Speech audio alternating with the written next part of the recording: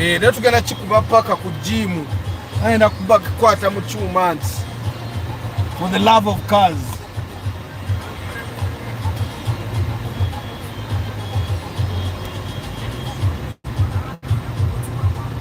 Since over you make my life easy. Nafa tukuka ni ndani. Kasoke tukole ne chimbe. Yebo no yongira ku matala chijja. Just saying without that.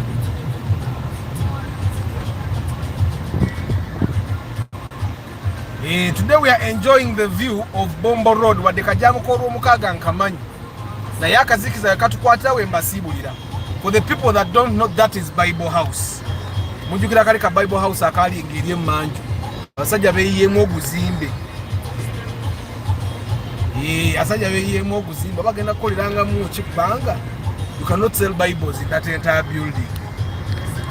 Yakwesanga balina opangisa akaba kafiri.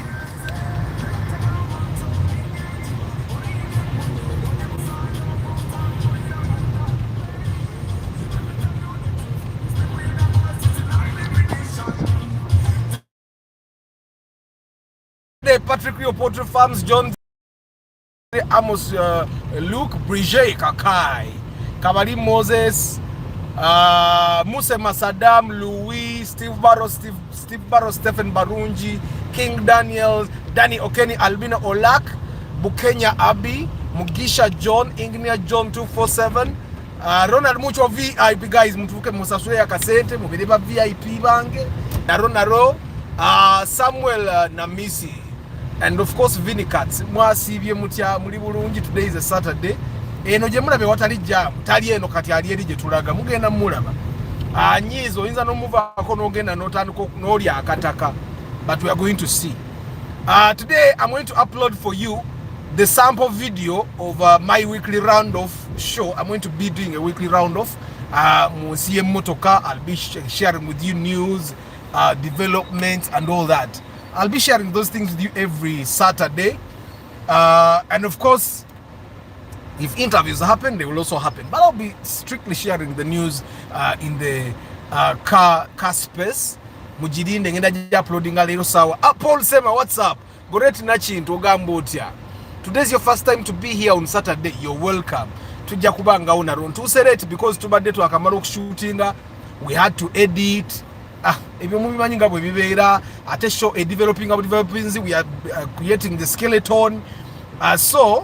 But so far we have a picture of where we want it to go, and the picture is what I'm going to upload for you. Which obo manya chenko uploading the kitono nnyo kukyengenda okubanga nga nkuwa buli Saturday, but that's almost. The Vitz UBE was a good buy. I'm going to tell you the story of that Vitz mugenda nakutyamu.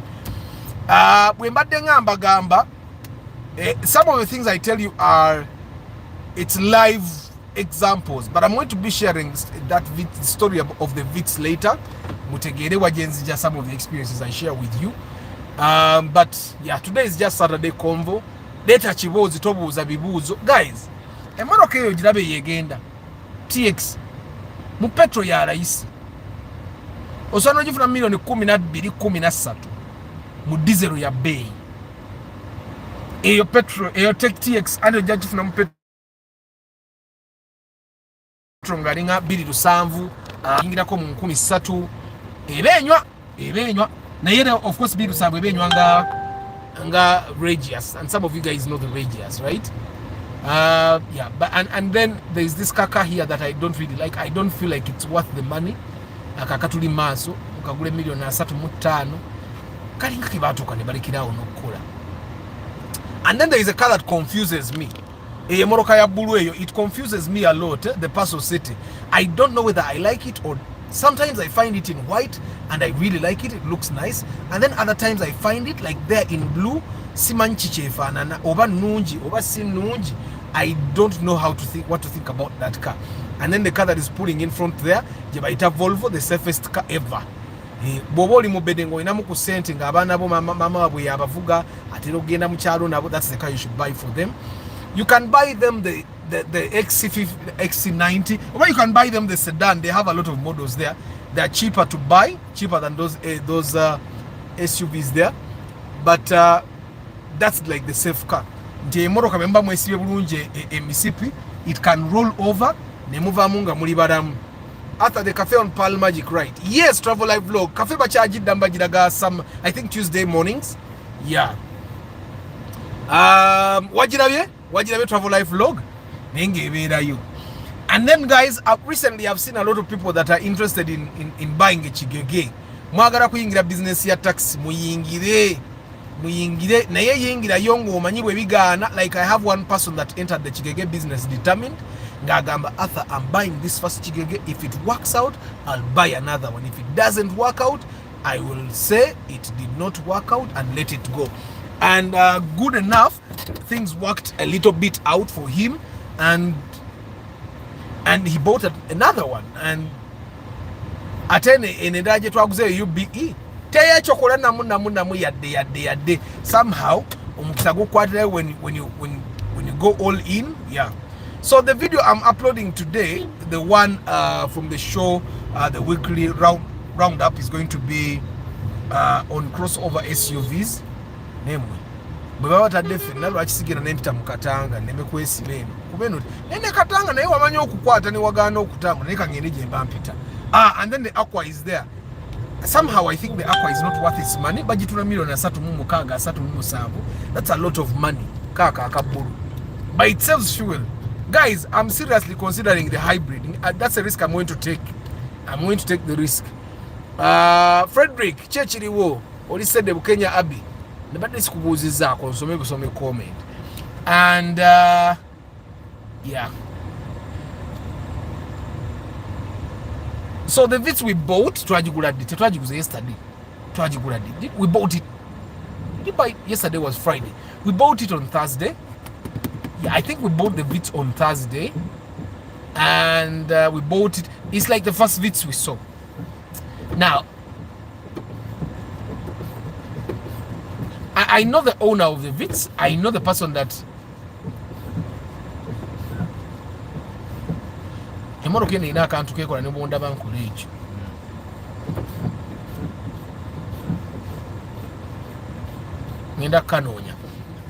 You can't cross from Bombo Road to Gayaza Road. Yes, of course I can. Mwagala mbalage Gayaza Road. So balaga Gayaza Road. Arthur, Katanga interchange is closed. Kwe kujula wano. But I get what you're saying. But you know, normally when I'm moving on Saturday.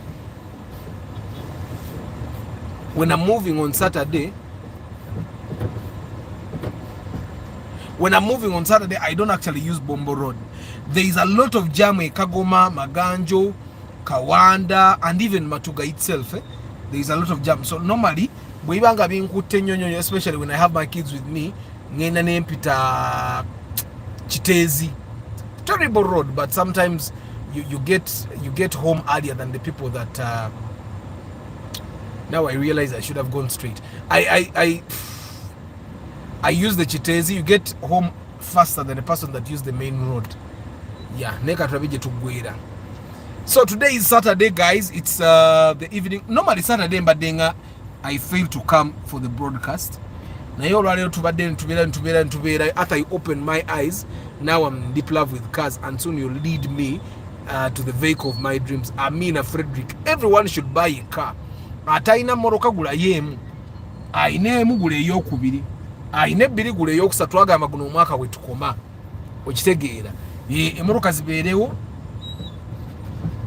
If you're married, then both of you should have a car. If you have adult kids, then even your adult kids should have a car to share. Nico, Nathan, how are you today? Nze steady mukama akumi ate katonda kasita akumu oba omugamba ki. Then there is another kaka there kakukapasa ako nze simanyi na chakati chakalowoozaako sometimes, but when you sit inside that car thing, it feels like a car. Era omuntu atuddemu eyo paso tosobola kumugamba nti akamotoka katono liyita kiwulira. It's you people that are outside that see that it's a very small car. Neka era omukazi atuddemu yo munene n'omutwe munene okitegeera. So that's a big person. Katono tosobola mugamba nti akamotoka ke katono. You can never tell that person. So today, of course, I shared this. I shared this on TikTok. Today, I was in a hospital. and I found a guy nga ali ku miggo nga atambuza miggo ng'okugula okumu kwakyamamu wano wansi nga ku ntumbe nga wakyama, and he told me he got a border accident, and he said he got a border accident ne bamutwala mu ddwaliro ensambya, and I think it wasn't the doctor that worked on him, did not work properly on him. Yamuteekamu ebyuma, very expensive byuma, and after a couple of months the guy wasn't healing. Then his friends told him, you know what, you should get a second opinion. And we again have second opinion. That's why they told him that, you know what, ebyuma byakuteekamu tebyakola, so you need to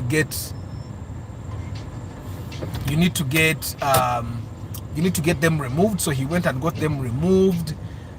Then n'agenda mu basawo bano abayunga amagumba abakozesa our science, local science, and that's how he started getting a little bit better. Steve Barrows agamba, but Arthur, you said having one car helps to strengthen the family bond. That's I sold my first car when I bought the second. And Steve Barrows, you can have two cars, but you need to travel in the same car.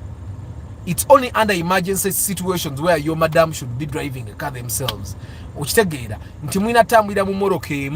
There is something that happens when we bond in the morning, we bond in the evening, and that's a good thing. I realized the days that for example, like today I left them home, I came on my own. I realized there is a gap between the two people. But during the week when they cannot stop telling me about their day, they cannot, there is that bond.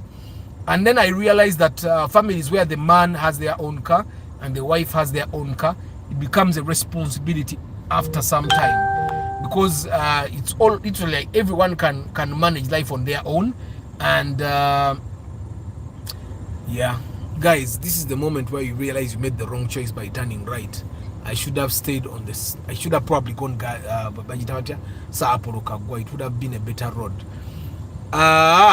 So I find that you definitely need the bond. Steve Barrows, I will not say that maybe by selling your car you made the right choice, but I find both of you can have a car, but you need to use one car. Arthur, on Rumion and Ractis, which one is better? Now Nathan, Rumion and Ractis, I think it's a question of preference. The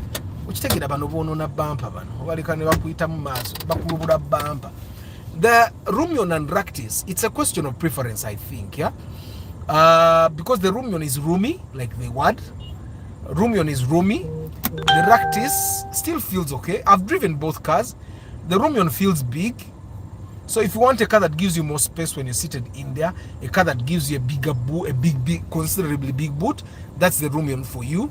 But if you want a car that's compact, yet also practical, the Ractis would be the car for you. I also find that the Rumion gives you a bit more suspension comfort. So if you want a bit more suspension comfort, then you definitely want to buy the Rumion. But the suspension over time, with time you get used to it. Otukane wesanga comfort ya Rumion techa ina chamanyi chekuwa ge mazima. If you have, I think the one car that the comfort you never let go of is a super custom. So the super custom is one car that gives you comfort that you will not get in any other car. Ne Alpha, they're comfortable, but the super custom has its own level of comfort. I think I drove a Dudu, which is a younger brother of the super custom, but the comfort of a super custom is something totally different. It's something you'll never forget. But the comfort of mostly all these cars, even SUVs, I've driven them and I got used to the comfort in like the first 2 hours. Which take it. Sienta is better than both. Yeah. Mr. Olak, stop lying to yourself. The Sienta you sit in that car, it's like you're seated on benches. Neda sevo. Awompakanye bata dobangende maleyo. Koska twanira mbanga de maviga. Let me see. What do you guys think we should do? mwana wa Kigega nganyo muyingiramu anganyo muyingiramu anganyo muyingiramu wali ebitala biri inefficient. You guys, have you seen those traffic lights? Kamba twaleyo bade sinabatwala wukko waliwo ebitala biri very inefficient. Nayiseewo ne kumacha by the way yesterday or today, was it today? It was yesterday. Never denva Nigeria. And obutala bwawawa buli very inefficient. Kirabika babuvudde nakaba sirikale kati batabyawo obutala butta for 1 minute emmoroka nga kiva tubadde nabanje kale kati onagamba siyenta ogituulamu ng'olinga atudde ku benchi. Mukama Katonda siyenta yeta bwebanga emmoroka empya gy'osobola okugula ogigula, but if you can buy another ka siyenta gireke. But of course nze nabaganze siboola moroka mulabera ebitala bikutta abasirikale bo batutadde ebitala biri very inefficient bino simanyi bwe olwokuba ovuga piki y'amasannyalaze kati toyagala kuva mu kkubo mulabe simanyi ozo ovuga moroka mubiraba ebitala bino mwadde mwabitegedde balina mu kuzimba I see, this is the trouble. Ebitala we biri inefficient then nebiri ku balizibi eri eno side bali mu kuteekawo zebra crossing. Yeah, now I see, because nejetukirire eno wansi naye wakutte. But I'm going to, let me see which one should I use. Kuba neri wansi wajjudde ngenda yita eri waggulu. The Sienta is so plastic inside. Man, the Sienta, it's a very low budget car. Francis NBA, you're behind me in what car? Gwali mu drone eno. Use the route that passes at Mulago main gate. Kale, wengendo, Mulago main gate. Which is the Mulago main gate? Banangeze enondwa okuyita yo njitegedde yo route gyogamba naye kati there is no way I can go back. Going back is even worse. I can't even dream of buying a motorcycle. My dream is about a car. Man, Joshua nyina komendo genda jesi nasoma ngenda gisoma. So guys, this is Mulago for you, but kati wamala wali eri bu zebra crossing amazo busiba tujja kudda yeri side yeri tuyitere bulungi. Naye mulaba aba border, they don't wanna know. Ate government ibatya. Abo government ibatya.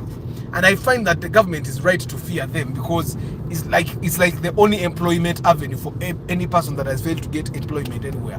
Kanimulaba, women were not in borders, but now even women now bali mu borders. Ochali wakastach na broadcast ogita abai kamba lambuzeeko olwaleero eri jengendo jembadde njagala bayisa tuyitayo buli lunaku kamba ise no tuyite ko tula road bwe tutyo ino mbadde sibayisangayo kolero kamba ise yengeri je tuli mu evening broadcast munnange Sienta je twagula ku Lwokuna. It used to belong to one of my followers, but before it belonged to one of my followers, it belonged to someone still that I know. Now the story of that Vitz is a painful one, but I think we need to share this story so that you guys learn. Now, the story of this Vitz, a follower of mine bought a car. Twagule moroka at a budget, and after some time my follower was saying moroka enywa mafuta nali gitunze nenfunira, and I told him, you know what, don't change. So kosikaze moroka you've got at least for 1 year. And now this is something, whenever I tell you stuff, I wish I had someone that told me those things. But me, I've not had people that tell me those things. So I told him, Morokeni, wali jivuzo mwaka at least gumu. Bwomala obwo mwaka, ng'okunganyisa wakasente, tukateko sente fune moroka, eri better. I don't know what happened. Somehow, ndoza neemutamma nnyo. Because Spio's guys have told you Spio zinywamu. Neemutamma nnyo, he sold it. We bought the Spio, you guys remember, over 7 point something. He sold it over 9. I think 8.5 on to 9. So afterwards, he went and got that Vitz G12, the one we bought on Thursday. And then the person where Jigurako Najimuola, I wasn't there. So if you later on, when this person was Jimuola at Yajimola, I think at 14 million shillings, Namuako 8 million shillings. Kati then Baba Bakubanje million musanvu. So a debt of 7 million looks like it's very little, but it's quite a lot, especially when it's unpredictable where the money is coming from. So I think Musajja Watwebe ne muchankala nako, and he could not pay for that car. He began okuchankala nanga abuza million 3 n'ekitundu ku bbanja. He had moved the loan from 7 to 3.5. So he started wanting to sell the car himself, and I think the Chigana yamuguze moroka yenye namufunira ajigura. So when he got the person na ajigura, they bought it at I think 11 million shillings, and then after selling it 11, and then he still got some of the money and paid the loan. Remember, he had a balance of 3.5. You get it?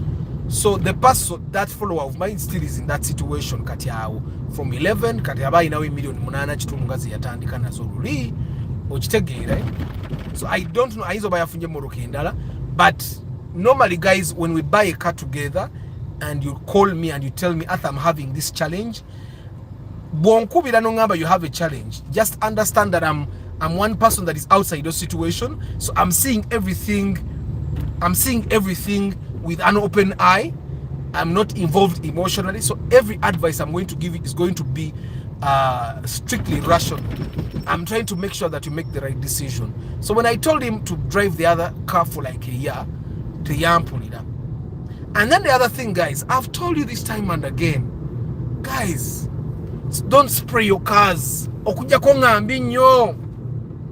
Still, this Vitz jetwaguze, that very person sprayed the kanebono na nyononi, because I had seen it before ngatibana respraying, and it was okay. It was a very good car.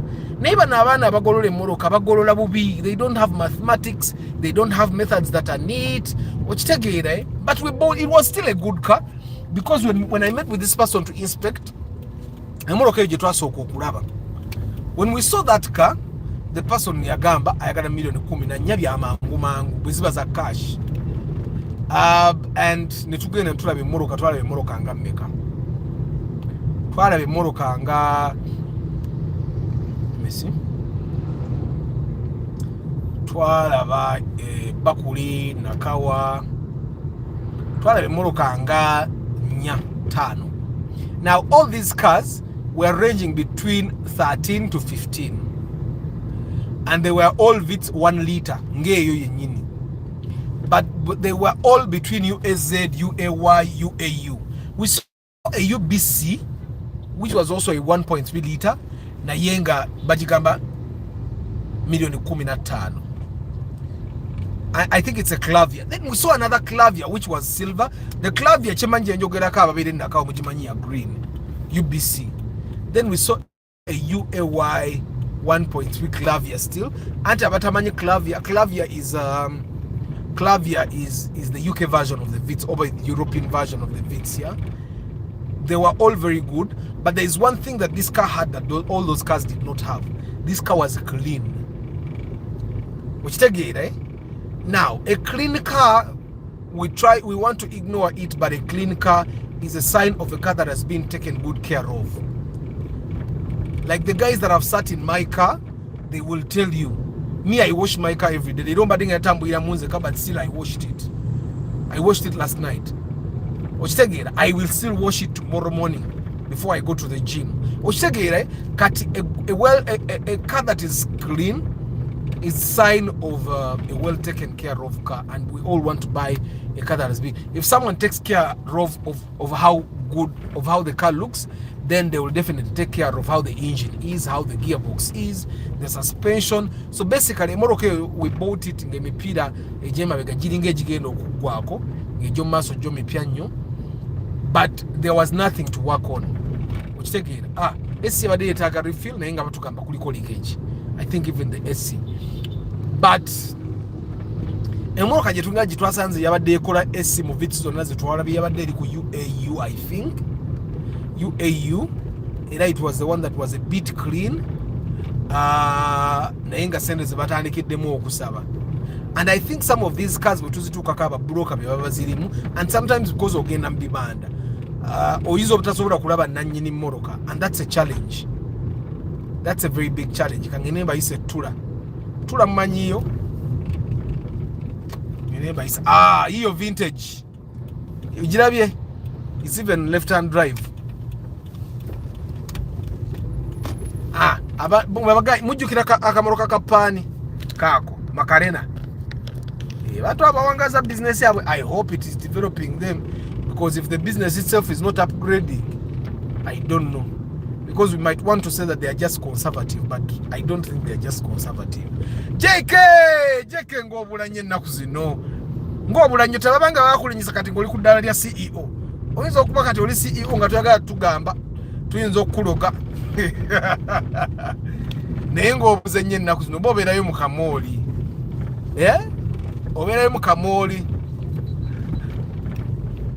Is that Nigeria? No, this is Uganda. The pearl. This is Uganda, the pearl of Africa.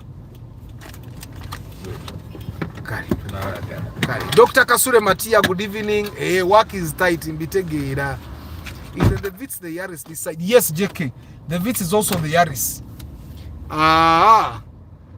As you take us through the Vitz story, I need your help cause a sour your nans between Spio and Fielder, which one is better? Lemegut. Oh, nari mozanyo na yo watukutuku. Kubo bali yingira bati. They enter the road like this one. I've always told you the Spio and Fielder, I'll definitely take a Fielder any day. Because the Spio is outdated. It was last produced in 2007.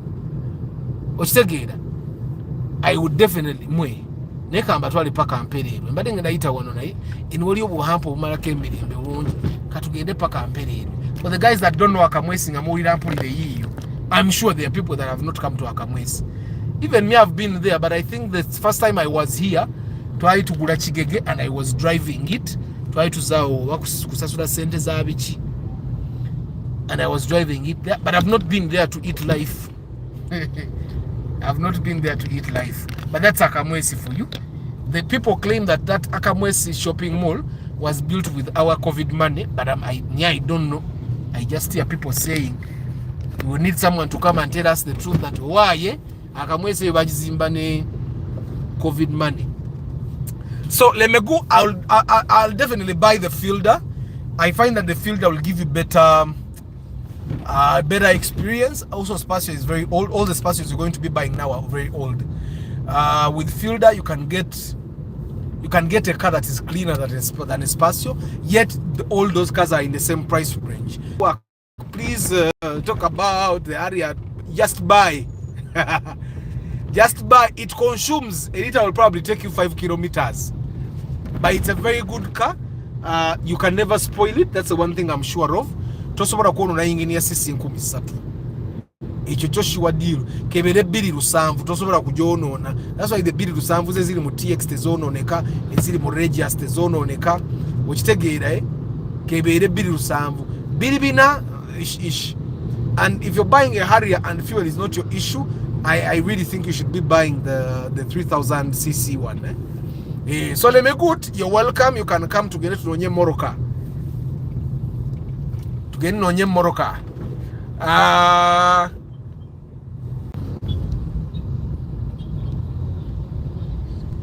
Pardon, this is what I think, and I find that I've driven a lot of cars. The one thing I think is that unless if your car is really bad, it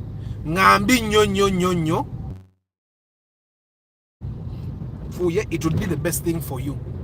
Tofu wa motoka, don't take it responsible.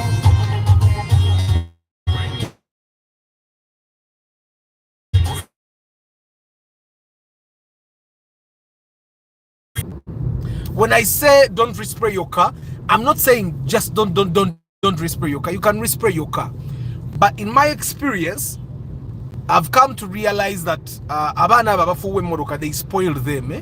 Otwale moroka ne wataina kugorora nakona wenyondo. Okitegeera the bagorozi they overdo it.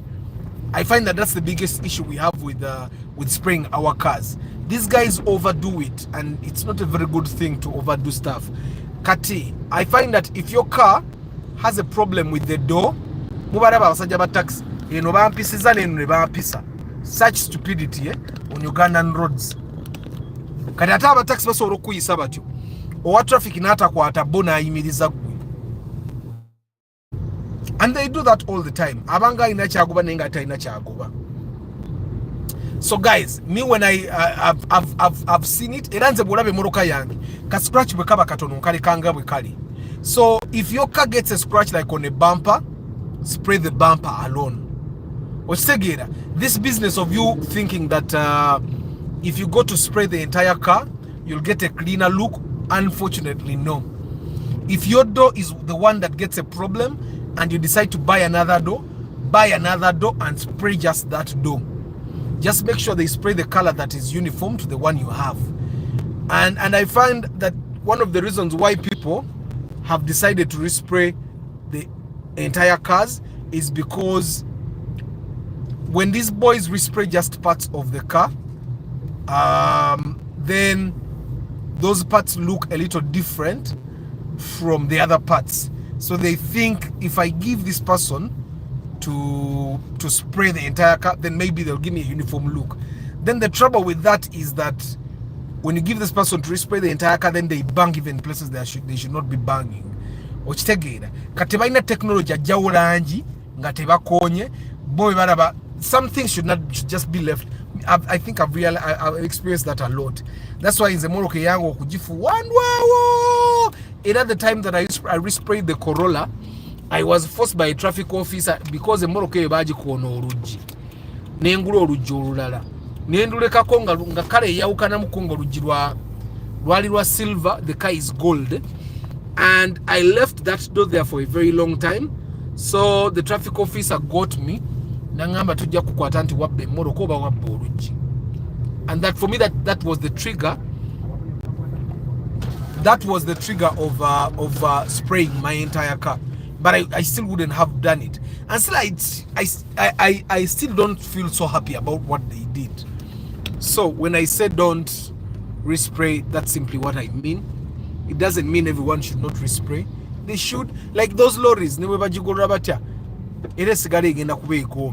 so for those lorries, if you've seen a lorry that has been resprayed, the color is neat, the body work is and most body shops, that's what they do. They have bad work. So anyway, it's Saturday. Vitz jetwaguze. You know how you go moving, nenga all of you are saying eriye Morocco jetwariguze, eriye Morocco jetwariguze, eriye Morocco jetwariguze. Now, unlike most of the cases that have been here, the person that bought this car, his budget went overboard by 1 million. It went a little higher than by 1 million, but I find that it was fair, because if they gave you that money in the bagamba agenda demo, you know, that's the thing. I remember, I think a few weeks ago, someone from this channel still bought a Vitz UAY yajigula million 10 okitegeera nako tekaali kabi okitegeera. But I find that if you can get a newer car right now, naddala mbavubuka, I found that teri muntu agula Vitz nga jayagala ovuga paka. Vitz ebeera transition car. Vitz ebeera transition car. It's a car that people buy atandike asobole okugula emmoroka gyayagala. Ajigula atandikireko asobole okugula emmoroka gyayagala. And I find that it's totally okay.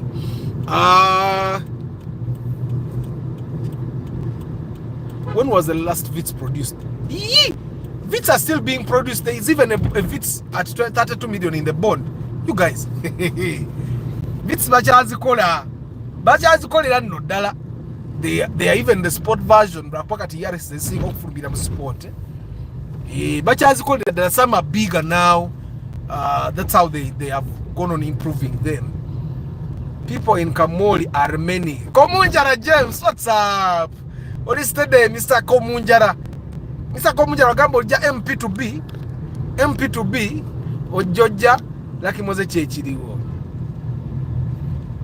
Pade munange sinze MTN yekwata muwaya kati ate MTN ejira nevako nemara neddako kati njagala tugende wali kutwamuke kutula twabuwa tewali jambo abali ojja the biggest issue that kills alternators from my knowledge is oils, hydraulic fluid, oil with motor car, any chemical other than water can kill your alternator.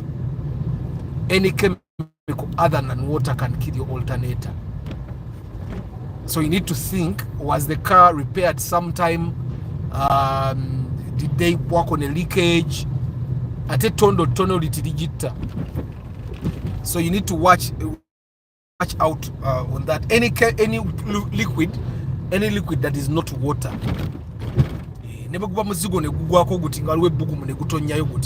Sure deal alternative. But sometimes the alternators just die. Like I've been learning from these wiring guys that the alternators, there's an alternator that has a cutout that has 3 wires. Bajita cutout in Uganda. I don't know what it's called in English, but bajita cutout. But I'll figure out what it's called. So the waro cutout ya wire satu ne ya wire bili. Now most of these modern cars zijane cutout ya wire bili. Ne cutout ya wire bili ene right, because even susceptible to dust.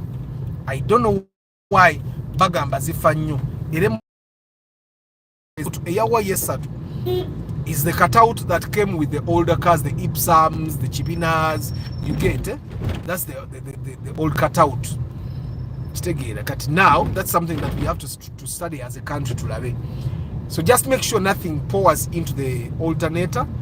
I think even water, whenever you can avoid, make sure you don't pour water in there. Do you still have the Corolla? Adam, my Corolla is there. Nabivako. Ata, is it good to continuously do T-cut? T-cut has no problem. T-cut has no problem. It's just the respray. Because with T-cut, they don't hit anything. With T-cut, they are just rubbing the car. And T-cut helps to restore the vibrance that the car has. You get? The T-cut helps to restore the vibrance of the car. So T-cut is definitely okay. But nzokufuwe moroka nzeche sinawagandana mu moroka empya. Na dale moroka bawaka kijja mu bond. Just leave it the way it is. Just make sure you drive responsibly. It's one of the reasons why I don't give Mama Aban to drive this car a lot. Era nero nasema jimwa tuli ku Ntebe Express. Na jimwa tuli ku Ntebe Express. And because I knew it was an open road, which again.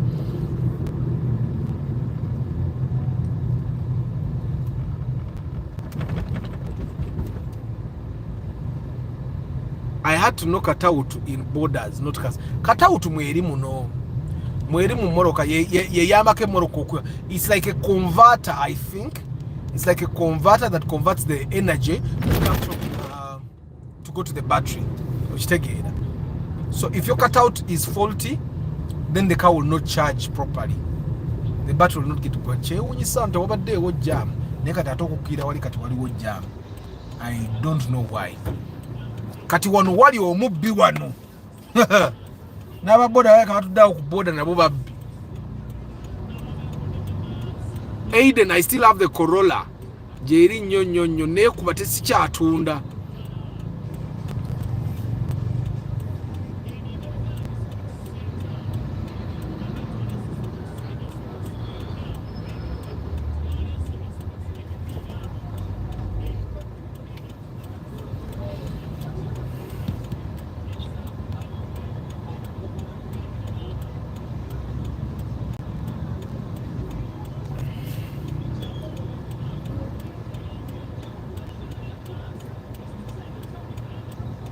Mama bani mugulire hari ya 13. Ekintu kya mama bani ekyo kiri awo. Tulina bye tugatawe tugatula. After too much T-cut clears the last primer of the car. That glittering top layer, when you overdo it, it erodes away the thing called the clear. I've not seen anyone that has actually done T-cut that cleared away, because you cannot do T-cut, at least you cannot do T-cut more than twice a year. And I find that twice a year is actually okay. Canadian, yes, this is Kampala. Ben kako chechiriwo. Barros, you cannot do T-cut more than twice a year. At least carry wokola. Normally people do T-cut in December, and then they let the entire year go by. T-cut, and once a year is definitely okay. And looking at how often people change cars, looking at how often people change cars, I find that once a year is okay, because someone is going to drive a car. There is someone that I know that drives his cars azijja mu bondi na azivuga emmotoka azivuga emyaka ena. After a year at omwaka ogwokuna oluwera guti ng'atunda, omwaka ogwokuna oluwera ng'atunda. Some people drive their cars for 5 years. Alan Mulindwa, good evening, what's up? Oli steady. Bana mugule VIP membership wano, sagala mufune ensonyi. Gula tukwawulemu tugambe ntono VIP. VIP utandikira ku mutwalo gumu, n'ogula yako omwezi awo. Then as you go buying, you even go to yellow, because bataniko categorizing till nabadde member for a very, very long time. And of course today muli the episode ya Fesoka weekly roundup. The car weekly round twagala VIP. Gula VIP. So in the weekly roundup, I'm also going to show you how the Eversend app works on Saturday, next Saturday, definitely. Baba kano kajamu kano katolaba katukutte tuli wano maaso tulaba nakone je tulaga katuba mwaka fananye muntu ali mu nsonde eri wansi kireka ayagala kwetuga, because obeereyo wansi nga tomanyi kigenda maaso eno. Omusajja gwensanze mu ddwaliro era nkwasizza ekisa. No man, what's up? I found that man ng'okugulu kwakyamamu, but he was grateful. His wife was in hospital. He has had the baby, so he told me with a smile, kale at least mu period eno wadde mbadde okugulu kunnuma, at least nazaala mu baby kazi bamusaze ali awo mu ddwaliro awo. Ne ngamba, oh I wish I was this optimistic about life. Like I'm not that optimistic. Like then I asked him ate emirimu giri gitya, nangamba Arthur ebyemirimu osooka n'obivaako n'oga kasita obulamu weebuli. In a way he's also true, nti wabawo embeera gy'oyitamu n'ogenda okulaba nga bino ebintu byonna byonna tubadde tukuliriza. Kyokola sometimes I find people fighting for power, they fight for money, they fight for women. Genda okulaba nga byonna byonna bya bwereere.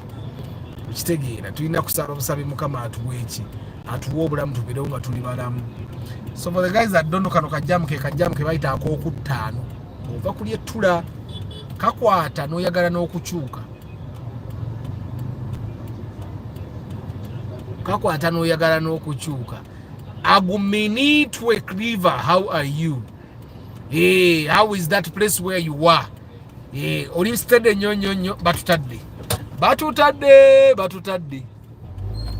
naye waboda ogenda mulaba ajja kwagala okusala makati maaso g'emmotoka mulabe.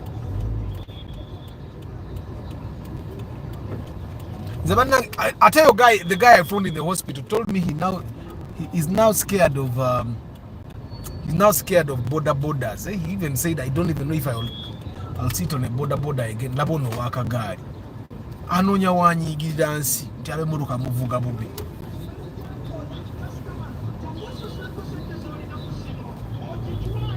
Yeah, so now we are headed out to awaddako bayitawo Maganjo.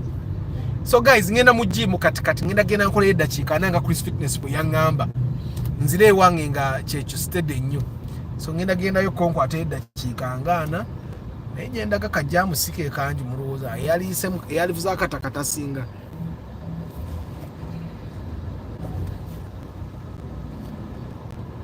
Mr. Arthur, omusajja wa Kabaka ow'effumbi, abasajja wabakubye boom nti if you earn below 1 million.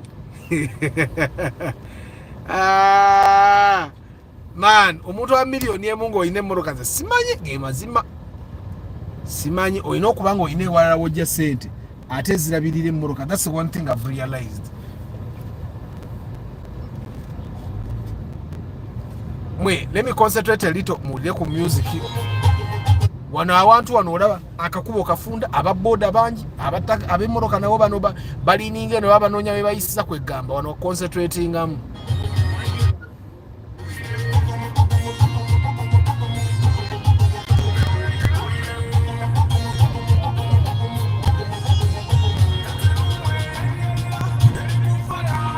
Ndoza mumulabo oyo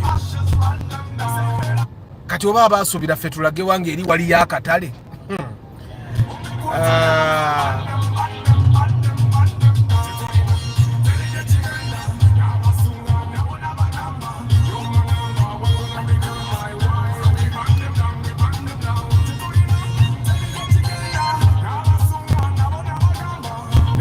Jama teria kutwala, teria kusobola.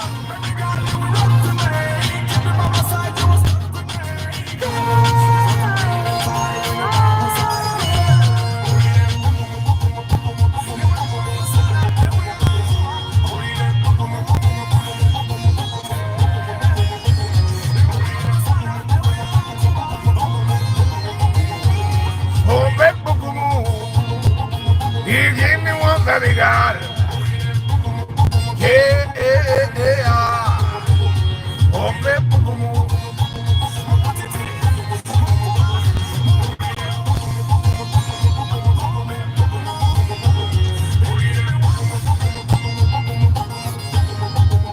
he's got a woman like me, know. Yeah, she done a lot for me. So I do the simple thing for her. Cause she gave me warmth, everything she do give me warmth, you know. She just chocolate and people. Okay, man. One of the what jam or Mujamu Manyo Quata 1-1 in the evening on Saturday. Jamua wana quarter, ni wevu mechaku beza kubombo road, which tegera, nainga watu bwabeda. Like sometimes the jam can be here. Abaneba bangabaita on bakira badeye kawempe bagende bafuniwe kubira akataka. Sometimes nakwata I'm going to show you there is another shortcut we normally take to kilide you and say you. Niwe sanga jo you know kwida I'm surprised there is no jam obata natandika. Sawa meka. Sata zina were mkatukusawa nga 2 awo 3.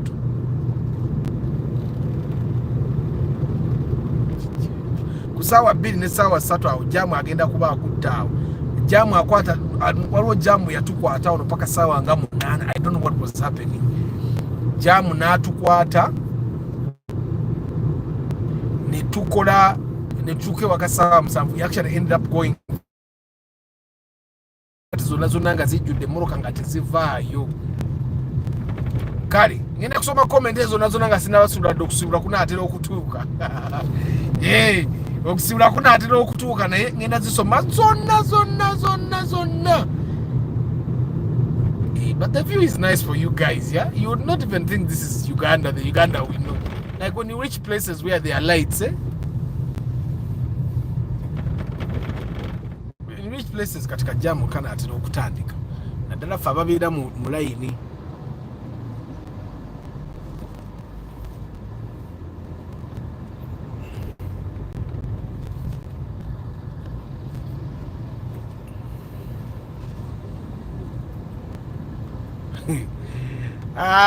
Goreti mama bane moroka yagala nene buno moroka bwafeta bwagala naye abasajja akugulira hali yanga akimanyi tosobola mafuta ye naavuga primo kyokka ne lwagireseewo remote agitwala.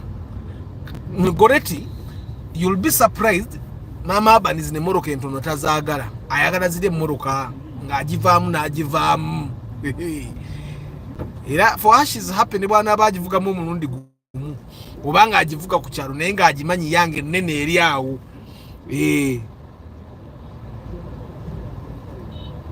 Amos nange ninga ina kyembuuse nyina wenda ba Steve Barros gyagamba kyesinategeera.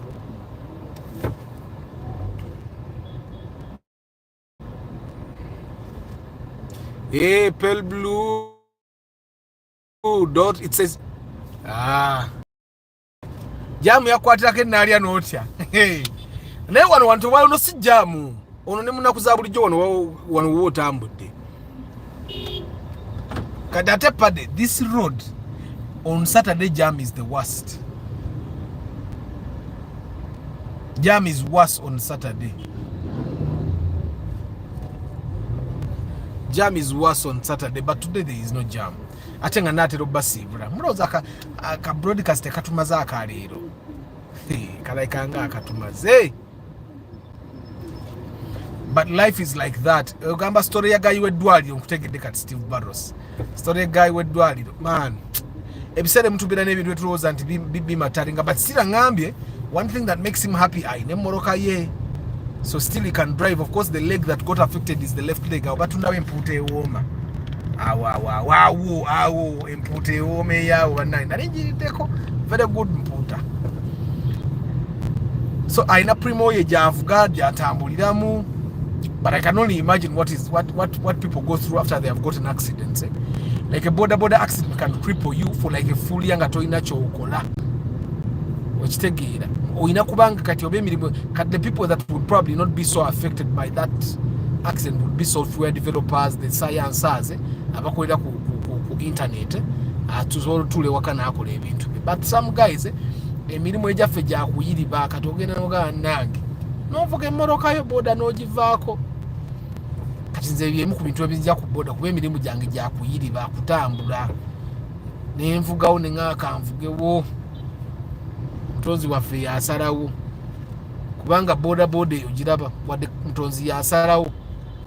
With the boda you're risking a lot. Kati nate mugenda laba kajjamwe katandikira kati wano wakati kati kaliwo wali ekawanda weekali.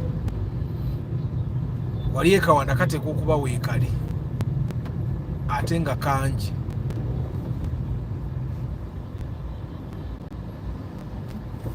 Ntandike okusiibula saagala mugamba ate tewasoma linnya lyange ku lw'omukaaga.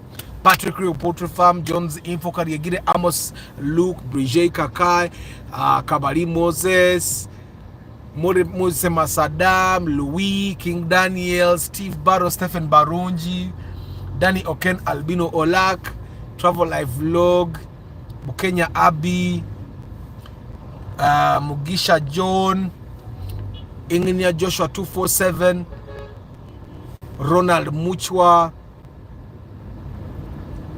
Bukenya Abi, Samuel Namisi, Vinny Katz, Goreti Nachintu, Paul Sema, Mugisha John, Frederick, of course, Nathan 256, Muliro mwana wa Chigege 5 eyo. Ebogula. 5 eyo gye twagula recent ku UB Chigege eyo. 5 eyo. Ntale Samuel, Yusuf Minaj, Andrew Subuga. Bana mwebale kubera ku broadcast. Thank you very much for being part of the broadcast. I know sometimes I use a lot of Luganda, but I think it's just one thing that comes in. It's a natural thing. You see how the Swahili guys, the Kenyans and Tanzanians, will speak English, but then Swahili cannot fail to come in. Yeah, that's the same thing that comes here. The only difference here is that we have a lot of tribes in Uganda, so we have a lot of different languages. So sometimes I may speak Luganda, you don't understand Luganda, and that might be an issue, but you will forgive me for that. Chija nchita itamu katono katono. Aiden, Francis NBA, of course JK, Lemegu. How do you read Lemegu? Muhammad Oba Woyo, Dr. Kasule Matia, Bane Mwebale Kubera Broadcast, Harrison Muhindo, Nayo Wazerero Harrison. Thank you, Catherine Nanyonga. Catherine Nanyonga and Somye. I hadn't seen this comment, but it was real so fast. I remember it just appeared. Exactly. You comment Ades Jirabi Komunjara James, Lucky Mose, TMT, Atha Tikati Namumaze, Common Sense Canadian. Now in Nakumaze, Ninga Webber Kubida Kubanagi. Jama atera notandikira ne alinga atali ono olwaleero. Ben Kako, Alan Mulindwa, Sechitoleko Norman, Aguminitwe Clever, Goreti Nakumaze, naye abana batukutuku oba yerabanga wa pichi. Mwana the tukutuku guy that spoiled Mark X. Najo no olugini ngambo na wedde najiswe obunga bwagwa kuli. Nina comment zesaba oba twakobe comment ya pali kati wano jamu atandisi. Jamu weka wanda bwatandikira wana agenda paka wali mukali kajja nyonyo. Let's see all messages. Ira comment jezize mbadde siraba. I don't know why. Clive IMBC we Rama Charity Organization, Taremwa Samuel Katumba Hamidu ngumengu mvuge jamu bwentyo era kati nayiga okuguma Jonathan Semuwanga nze when I'm riding a motorcycle I'm strong but it comes to someone riding me nze n'okugivuga saagala kuba ndimu akapapirira nze ndimu akapapirira mbasibudde mangu nemwe it's 52 minutes just look at vyuka ekiro mbadde mu luddo karaba Diba Umar, how are you? You guys have taken a long time to mulaba broadcast ya chireno. I think one of these days when I'm doing the express I should just tell you ngenabera kulaive yore gure. Mujirabe express bwebere ekiro. Jacob Tart. You're from Canada, Jacob Tart.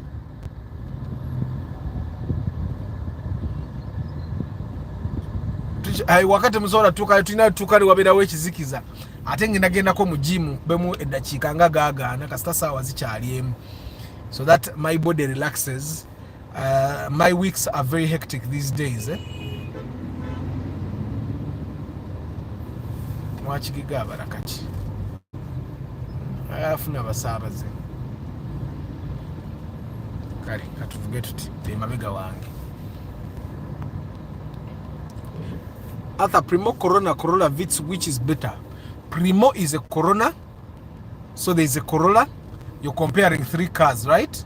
You're comparing the Corona Primo, you're comparing a Corolla. Now Corolla means a lot of cars. Corolla can mean the Corolla, normal Corolla. It can mean a Spio, it can mean a Nua. Corollas are too many. It can mean a Practice, it can mean a Spio, it can mean a Raum. So which one is best? Coronas were meant for comfort. They were made for comfort. All Coronas, Corona, that's for comfort. Corollas were made for fuel efficiency and ease of maintenance, which take it, and then the Vitz, that's in its own league. Also fuel efficiency, ease of handling on the road, and of course maintenance. So it depends where you want to go. Do you want to go to extreme comfort? Then you buy yourself a Corona Primo. But then it also depends what Corolla you're talking about. If you're talking about the earlier Corollas, Corolla Chikumi, Kumi, then take the Primo. But if you're talking about the Corollas starting 2001, that has the Corolla the NZ121, there's the Alex, there's a Fielder, comes I think 2000. I think the Fielder comes around 2004. Yeah, I think Fielder comes around 2004. Yeah. So it depends on what model you're buying, but I think the Primo would be good for people that are seeking comfort. Corolla would be good for people that are looking for very good efficiency. And then the Vitz would be very good for beginners. Tuk-tuks are allowed on the same road with cars, especially in the city. I think it's wrong and slows down traffic. Tuk guys would not have a problem if they knew they were driving something that is close to the size of a car and they stuck to the line. But the thing is, omano yavuga tuk-tuk nagala jise makati gemboro kebiringa border. And most of the tuk-tuk guys are failed car drivers and also failed border guys. So they don't know anything. Ochitagera borders abalema because they cannot manage, so they decide to find a person that has a tuk-tuk. Those are failed in from all angles. Guys, they ought to have a jam obanze enkedde simanyi dabika nze enkedde. Corolla known for efficiency and reliability. Exactly. Even the Coronas are very reliable, but Coronas zakolibwanza z'abantu bakulu. The Corollas, they were made for youth mostly, because abavuka banonyanga nye efficiency. And of course you're going to find some Coronas nga zirimu engine ezibera mu Corollas. Naye bw'osanga Corona ngerimu engine ya Corolla, ebiseera ebisinga that engine in the Corolla will die. So if you're buying a Corona, and there is a version of the Corona that has the same engine as the Corolla, please buy the Corona that has a bigger engine, because the Corolla engine will definitely be small. Tobango ise wacha mutobula Jonathan wanompita buli lunaku inaku zino kajamu nkavuga nere yote wali jam surprised it's a Saturday oba naatera okukwata oba taakwata oba abantu tebaatambule nange simanyi. Juma Ali, I'm okay, thank you. How are you today? 1 hour tubalabyeko. Kamba siibule bantu bange. I will see you tomorrow evening. Abe wano nvuga wo buli Saturday waba wakutte jam. That's why I'm surprised. Nzina Saturday sagana kuyite no Saturday singa nkuba nakataka. Nikata I'm getting hope. Abantu bayizo bati bakyagenda nnyo mu kibuga ku Saturday. Inzoba the practice has changed over because it's November. Yeah, guys. Thank you very much for being part of the broadcast. You wait for the video I'm going to upload. I'm probably going to upload it in the next like 3 hours because engaging ngendo soka ko mu kajimu wano. Kajimu kaya wansawa nga kusheruka wanda. But guys, I'll see you tomorrow evening. May the good Lord bless you. See you tomorrow.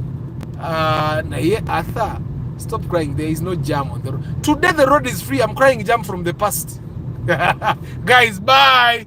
Jabala bencho olweggulo. Ciao.